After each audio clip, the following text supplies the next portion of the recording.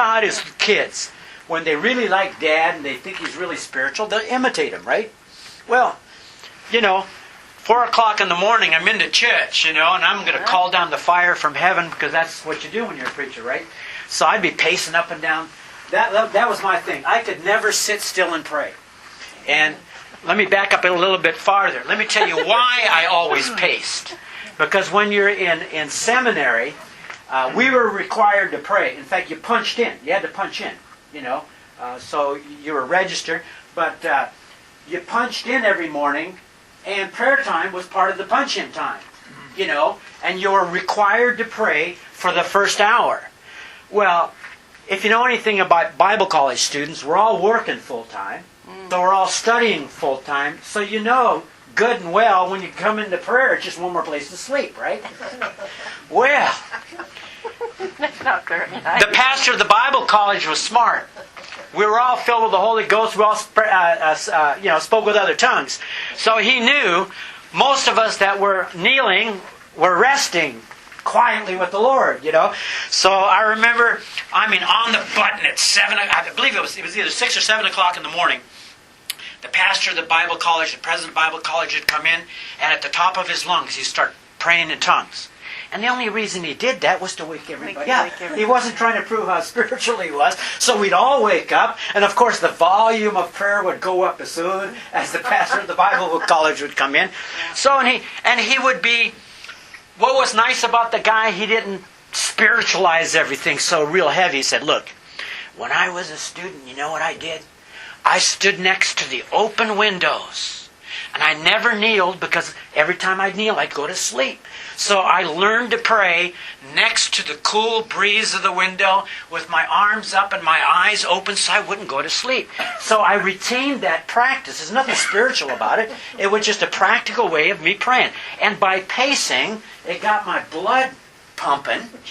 And the reason I pray really loud is because it kept me awake. There's nothing spiritual about me praying loud. And that's how I learned. That's my background in learning to pray. So I always paced, always stayed next to the open window, and my kids got that habit. Now, I didn't tell them the history of it. So my little guys, even like I said, before they started walking, they would crawl up and down the aisle. And by the time they got old enough, they'd walk up and down the aisles and they'd imitate me. But you know what was the deep part about it was, there's a point of imitation where all of a sudden, I remember my boys 3 years old, like this, and then all of a sudden it's like something just changed. It was no longer imitation, It was like the Spirit of God would hit them. And I remember my little guys.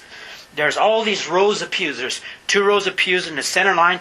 They'd walk to every pew, and they'd be bawling, "Lord, whoever sits here, touch them, heal them, make them know more about you." And I can, that's the vivid picture I have in my mind of my little guys praying Sunday morning from 4 to 8 o'clock, and they looked forward to it.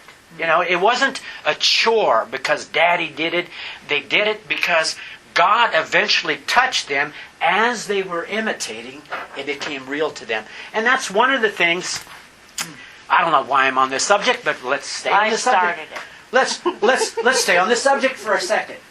Do you know why children do not follow the Lord like their parents? Do you know that probably 80% of all those of us that had miraculous experiences with the Lord, why our children don't? Is because somehow in the process of transferring it to them, we have implied subtly that knowing the Lord has something to do with going to church, or being attentive to the preachers, or we even subtly tell our children the relationship with the Lord has something to do with obeying the commandments. We're real subtle about it. We teach them how to give 10%. We teach them, we come to Sunday to church because that's the thing to do. Now, we don't say that, but we imply it by how we deal with them.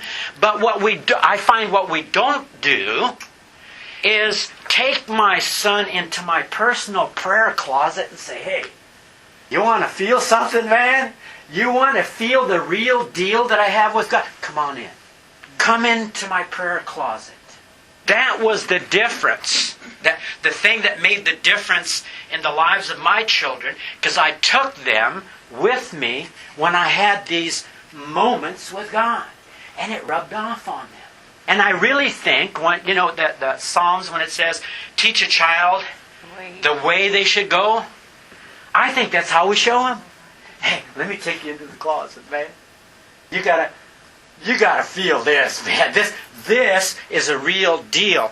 We try. Now, I think it's good to teach them about right and wrong, but if you don't give them the power to be able to do that, I think we leave them frustrated. I think it's easy to understand when we send our Christian children off to college or even Christian college. I don't think we should be surprised that they go hog wild in the wrong direction. True.